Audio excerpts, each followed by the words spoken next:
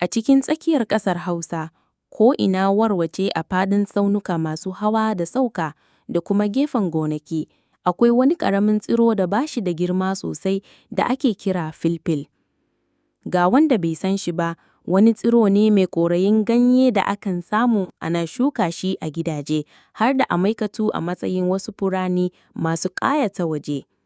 Ƙananan ganyensa masu kauri kuma dogaye suna kadawa a cikin iskar hunturu, amma a cikin al'ummomin yankin, filfil yana da matsayi mai girman gaske. Akan yi maganar kansa a zanake. An yi imani da cewa yana da ƙarfin ikon warkarwa na musamman ma ganin yadda yake da tasiri akan cututtuka masu tsanani waɗanda ke zuwa da sauri da ƙarfi da kuma bijirewa duk magunguna.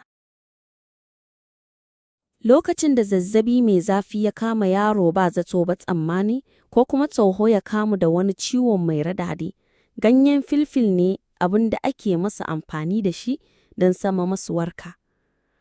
Akan haɗa wannan ingantaccen maganin a matsayin haɗaɗɗen tsumi ko kuma shayi. Sau da yawa yakan kawo sauƙi mai ban mamaki. Waɗannan ba wai kawai tatsuniyoyi ba ne na tsofaffi ba. Mutane da yawa sun shaida da irin wannan tasirin nasa. Wani abu ne da kowa ya amince da shi a cikin al'adunsu na warkarwa ta gargajiya, tun zamanin iyaye da kakanni.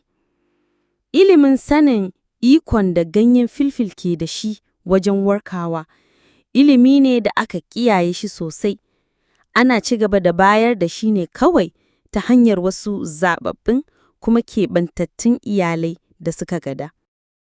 Kamar ko da yaushe, labarin wasu tsirrai masu ban mamaki da amfaninsu na gargajiya, kamar dai yadda sau da tari yake faruwa, kan ɓuɗɗa ya kuma watso zuwa wasu sassa da dama na ƙasashen waje.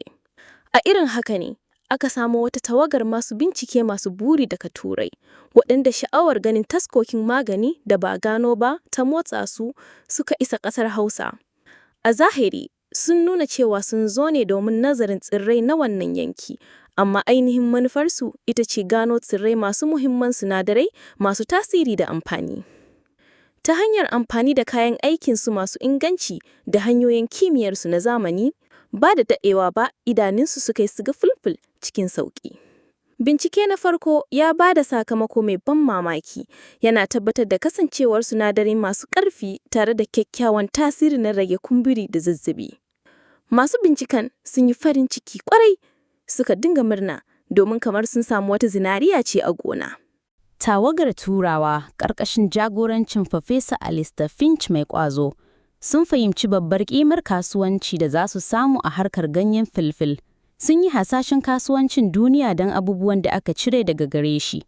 Wani ci gaba a fannin harhaɗa magunguna wanda zai kawo musu shahara da dukiya mai tarin yawa.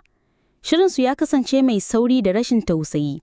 Domin samun ikon mallaka da tabbatar da ƙarancin samfurin su, sun yanke shawarar kawar da dukkan tsirar na filfil a ƙasar Hausa, ta hanyar sanya shi ya zama yayi ƙaranci, ta yanda su ne kawai za su iya ƙayyade samar wasa da kuma jiya farashinsa a kasuwannin duniya.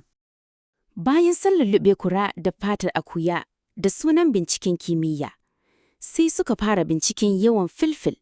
Suna yi wa wuraren alama a ɓoye domin lalata su nan gaba bayan sun gama kwasar iya samfurin da suke bukata. Suka ɗauki ma'aikata na gida, suna nuna sha'awa a hanyoyin nomawa yayin da suke tambaya a hankali game da yaduwar shukar. Ko da yake, a ɗaya bangaren al'ummomin Hausawa mutane masu haɗin kai sun kasance masu lura. Sun lura da sha'awar zumuddin da ba su yi tsammani ba daga masu binciken ga shukar filfil da mutane ke ɗauka a matsayin ta musamman kuma mai sarki. Rade-rade suka fara yawo game da ainihin manufofin waɗannan bakin. Wani matashi makiyayi mai kaifin basira mai suna Usman ya farke lura da alamomi masu ban mamaki da Turawa ke bari akan duk wasu tsiron filfil. Kakarsa, wata sananniya mai warkarwa ta gargajiya, ta gane alamomin a matsayin alamomi ne ake yi domin lalatawa nan gaba. Cikin firgici, ta bayyana damuwarta ga sauran dattawan ƙauyen. Zargin da suke yi ya zama tabbatacce yayin da ƙarin wasu mutane suka bayar da rahoton irin wannan abin da suke gani. Al'ummar Hausawa, waɗanda ke da alaƙa mai zurfi da ƙasarsu da al'adansu, suka ji cewa wannan wata babbar barazana ga al'adansu na gado da kuma walwala da jin daɗinsu. Wasu daga cikin dattawan, fuskokinsu cike da damuwa, suka yanke shawarar kai batun ga sarkinsu na gargajiya. A fadar sarkin suka gabatar da duk abubuwan da suka gano, suna ba da cikakkun bayanai game da ayyukan Turawa masu bincike na kasar Turai, da cike da tuhuma-tuhuma da kuma tsoronsu game da lalata Filfil da suke shirin yi cikin tsari da makirci. Sarkin nasu wani shugaba ne mai hikima da girmamawa wanda ya sadaukar da kansa ga mutanensa da al'adunsa, ya saurara kurafe-kurafensu da kyau, ya kuma fahimci muhimmancin Filfil da kuma mummunar tashin hankalin da rashinsa zai iya haifarwa. Duk da dacewa sarki ba shi da wata masaniya game da hanyoyin kimiyya na Turawa, yana da zurfin fahimta game da mutanensa da ƙasarsu. Ya tala majalisarsa, ya tattar da fitattun malamai, yin masu ganye, masu bayar da maganin gargajiya da sauran shugabannin al'umma. Suka tsara wani shiri a hankali, suka fara lura da ayyukan masu bincike, suna tattara hujjojin na yankan shakka bisa mummunar niyyarsu ta lalatawa. A lokacin da suka sami isassun hujjoji, sai sarki tare da goyon bayan majalisarsa ya fuskanci Professor Finch da ƙungiyarsa. Ya yi magana cikin nutsuwa da rajawa, ya bayyana musu zurfin al'adu da mahimmancin magani da ake yi da ganyen filfil ga mutanensa.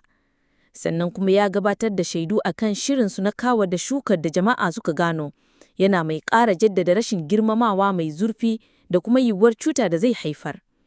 Da farko, Professor Finch ya yi ƙoƙarin wata da damuwarsu, yana ambatan ci gaban kimiyya da fa'idodin tattalin arziki, amma sarki ya tsaya tsayin daka, ƙudurinsa bai yi rauni ba. Ya ambaci alakar kakanninsa da ƙasar da kuma darajar iliminsu na gargajiya wanda ba za a iya maye gurbinsa ba.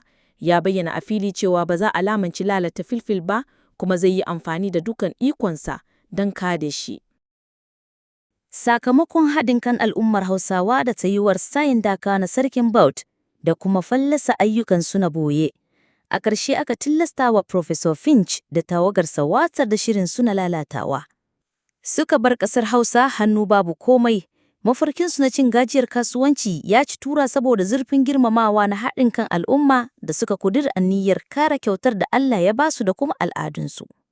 Filfil ya ci gaba da bunƙasa yayin da ya zama wata shaida da ke nuna juriyar jiyayewa ga al'ada da kuma ƙarfin al'ummar da suka haɗa kai domin kare albarkatunsu masu sarki.